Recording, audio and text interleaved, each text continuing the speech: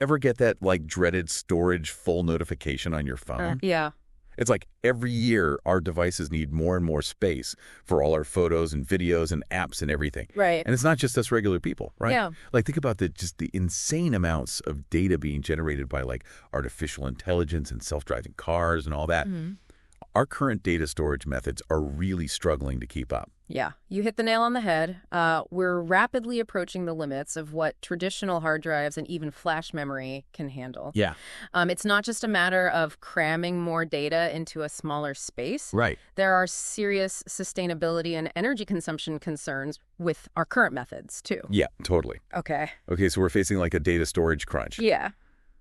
But here's where things get exciting. Okay. We have some cutting-edge research to dive into today. Right. From an article about a potential game changer from Flinders University. They're talking about a revolutionary new way to store data using a special type of polymer.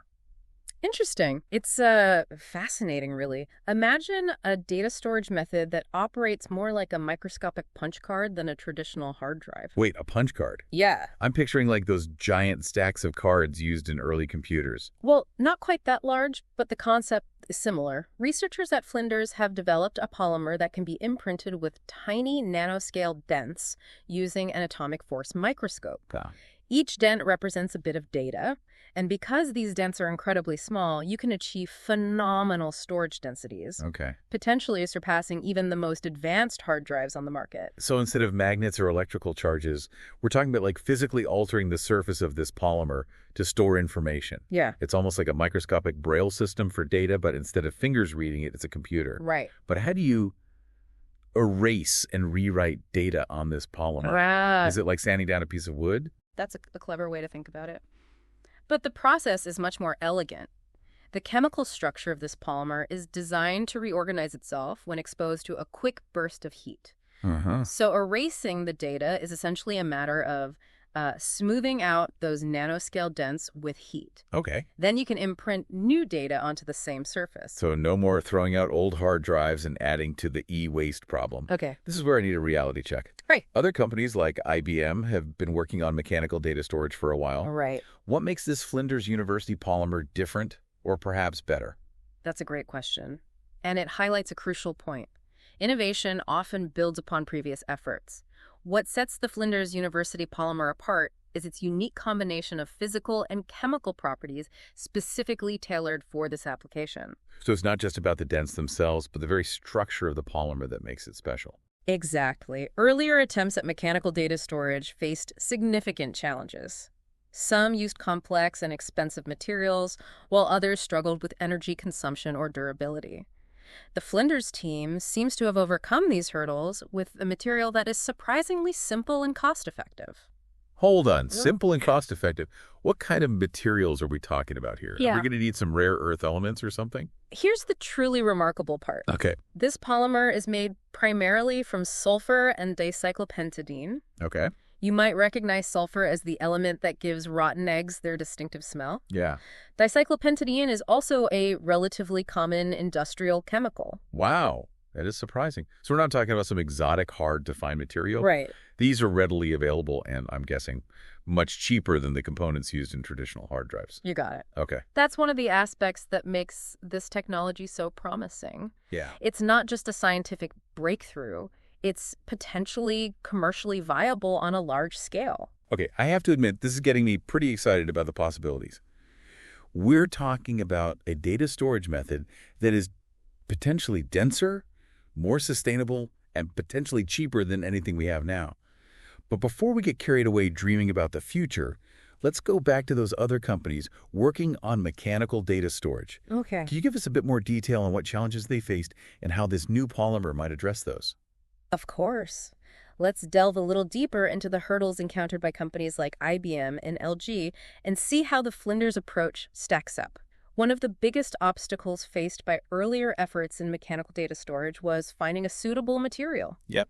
It had to be something that could be reliably indented at the nanoscale to store the data, but also easily erased for rewriting. Right. Some of the materials explored were either too difficult to work with, required excessive energy to manipulate, or were simply too expensive for mass production. Yeah, so it sounds like finding the Goldilocks material, one that's just right for this type of application, was a major hurdle. Precisely. And that's where the Flinders University polymer seems to shine. Okay. Its unique structure, with its specific arrangement of sulfur and dicyclopentadiene molecules, appears to be ideally suited for both the indentation process and the heat-based erasing. Okay, so they've cracked the material science side of things. Right. But how does this polymer's performance actually compare to those earlier attempts? Can we quantify those differences in terms of energy consumption or cost? While the research paper doesn't provide precise figures for a head-to-head comparison, it does highlight some key advantages. Okay. For instance, the Flinders team emphasizes the low energy requirements for both writing and erasing data on their polymer. This is partly due to the polymer's inherent sensitivity to heat, allowing for rapid and efficient reorganization of its structure. So we could be looking at devices that not only store more data, but also consume less power. Exactly. That's a win-win, especially in a world where energy efficiency is becoming increasingly important. Absolutely. And then there's the cost factor. Right. Remember, this polymer is synthesized from readily available and inexpensive materials. Yeah. This stands in stark contrast to some previous efforts that relied on complex fabrication techniques or rare elements, driving up production costs. It's like they found a way to make data storage both more efficient and more affordable. Yeah. But let's shift gears a bit and talk about the bigger picture. Okay. This research is still in its early stages. Right. So how realistic is it to expect to see this technology in our smartphones or laptops anytime soon? Well, while I wouldn't expect to see polymer-based hard drives on store shelves next week, the pace of technological advancement can be quite surprising. Right. It's certainly possible that we could see prototypes or specialized applications emerging in the next few years. However, widespread adoption would likely require significant investment in manufacturing infrastructure and further refinements to the technology. So it's not just a matter of scientific discovery. It's also about navigating the complexities of manufacturing, supply chains, and integration into existing devices. You've got it. There's a whole ecosystem that needs to evolve alongside the technology itself. Yeah. But the potential is certainly there. Yeah. Imagine a world where your smartphone has virtually limitless storage capacity. Wow. You could download entire libraries of movies, music, and games without a second thought. Yeah. That'd be amazing. Or think about the implications for fields like virtual reality or augmented reality, where massive amounts of data need to be processed in real time. Okay, now you're talking my language. Yeah. As a gamer, the idea of having truly unlimited storage on my console is pretty appealing. Yeah. But let's zoom out even further. Okay. What kind of impact could this technology have on a societal level? You've talked about personal devices, but what about larger systems like data centers? That's where things get really interesting. Okay. Data centers are the backbone of the internet, storing and processing vast amounts of information every second. Right. These facilities consume enormous amounts of energy and generate a lot of heat, leading to significant environmental concerns. The Flinders University polymer, with its potential for higher storage density and lower energy consumption, could revolutionize how data centers operate. So we could be looking at data centers that are not only more efficient, but also more environmentally friendly. Yeah. But what about data security? It seems like physically manipulating a material to store data might make it more vulnerable to tampering or damage. That's an important point. Security is always a critical consideration with any data storage technology. Yeah. While the research paper doesn't delve into specific security measures, it's safe to assume that any commercial implementation would need to address those concerns. Right. It's not just about storing data. It's about keeping it safe and secure. Exactly. So how might this polymer technology be adapted to ensure data integrity and protect against unauthorized access? Well, one possibility is to combine the physical storage method with encryption algorithms. Okay. This would mean that even if someone gained physical access to the polymer, the data itself would be unreadable without the decryption key. It's like having a physical lock and a digital lock working together. Adding an extra layer of protection. I like it. But I'm also wondering about the longevity of this polymer. We know it can be rewritten multiple times, but how does it hold up to physical wear and tear? That's another area where further research is needed. Yeah. Determining the durability and the long-term stability of this polymer is crucial for real-world applications. Yeah. We need to know how it responds to things like temperature fluctuations, humidity, and even just the repeated stress of writing and erasing data. I imagine those are all factors that the researchers will be exploring in the coming years. Right. But, even if this specific polymer doesn't end up being the ultimate solution, it's still a significant step forward. Yeah. It's opened up a whole new avenue of exploration in the world of data storage. I completely agree. This research is a testament to the power of scientific curiosity and innovation. Yeah. It's a reminder that breakthroughs can come from unexpected places and that even seemingly simple materials can have extraordinary potential. This has been a fascinating deep dive into the world of polymer-based data storage. You've covered a lot of ground, from the science behind the technology to its potential impact on everything from personal devices to global data centers. But before we wrap things up, I want to bring it back to our listener. We've talked about the big picture, but how could this technology potentially impact your life directly? Let's imagine a few scenarios. So we've been talking about this revolutionary polymer that could, change how we store data. Right. But what does that actually mean for, everyday life? Okay, well, think about your phone. Right. What if it never ran out of storage space again? Whoa. All your photos, videos, music, apps, everything stored locally and instantly accessible. Wow. No more deleting files to make room or paying for cloud storage. Okay, that would be amazing. No more agonizing over which photos to keep. Right. But wouldn't that, make phones much more expensive?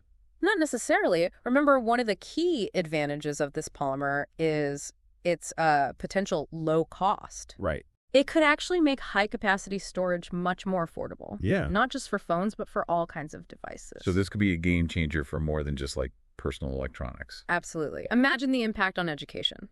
Okay. Students could carry entire digital libraries in their backpacks. Wow. Researchers could store and analyze massive data sets without worrying about storage limitations. It's like democratizing access to information on a whole new level. Exactly. And it's not just about quantity. Yeah. It's about accessibility. Right. This technology could make it much easier and cheaper to store and share information in parts of the world with limited internet access. That's huge. Okay. Now you're really painting a picture of a future where information is readily available to everyone. But there's another aspect I haven't heard you mention yet.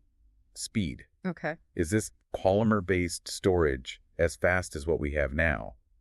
Because let's face it, nobody wants to wait forever for their files to load. That's a crucial question. While the research doesn't provide specific data on read and write speeds, it's worth considering that mechanical data storage inherently involves physical movement. Right. So it's likely that there would be some trade-offs in terms of speed compared to purely electronic storage. So maybe it's not going to replace RAM in our computers anytime soon? Probably not, but it could be ideal for applications where speed isn't the primary concern. Okay. Like archiving data, storing large media libraries, or backing up critical information. It sounds like this polymer technology has the potential to complement existing storage methods rather than completely replacing them. That's a great way to put it. Think of it as another tool in our data storage toolbox, each tool with its own strengths and weaknesses. I like that. Okay, as we wrap up this deep dive, I want to ask you one final question. Okay. We've talked about the potential benefits, but are there any potential downsides or risks we should be aware of? That's an important consideration. Any new technology comes with potential risks. And it's crucial to assess those carefully. Yeah. For example, we need to ensure that the production and disposal of this polymer don't create new environmental problems. Yeah, for sure. We also need to think about data security and ensure that robust measures are in place to protect information stored on these polymers. It's a reminder that technological innovation should always go hand in hand with ethical considerations. Precisely. It's our responsibility to develop and deploy technologies in a way that benefits society as a whole while minimizing potential risks. Well, this has been a fascinating exploration of a potentially groundbreaking technology. It really has. It seems like this simple polymer has the potential to unlock a whole new era of data storage, with implications for everything from our personal devices to the way we access and share information as a society. I couldn't have said it better myself. And who knows what other surprises are waiting to be discovered in the world of material science. Exactly. So to our listeners, we encourage you to keep your minds open to the possibilities. The future of data storage, and indeed the future of information itself, is still being written.